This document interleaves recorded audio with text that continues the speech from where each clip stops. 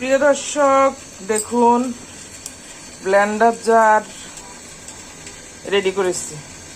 এখানে দেখুন এই যে তরমুজের খোসা কেটে নিয়েছি, খোসাটা সহ ভালো করে কচলে ধুয়ে নিয়েছি, সিদ্ধ করে নিয়েছি।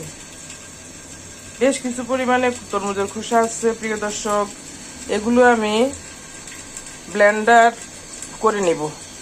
সিদ্ধ করে নিয়েছি প্রায় 20 মিনিট, সফট হয়ে গিয়েছে। ব্লেন্ডার করে আমি এটা একটু ভিনেগার দিয়ে বয়েমে ঢুকিয়ে রাখবো।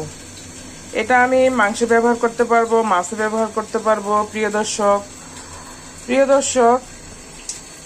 যে জিনিসগুলো আমরা আগে ফেলে দিতাম, আমরা ব্যবহার জানতাম না, কিন্তু আমরা ইদানিং এগুলো ব্যবহার জানছি। জেনে কিন্তু আমরা অনেক ফেলে দেওয়া জিনিসই আমরা প্রক্রিয়াজাত করে এটা বিভিন্ন কাজে ব্যবহার করতে পারি।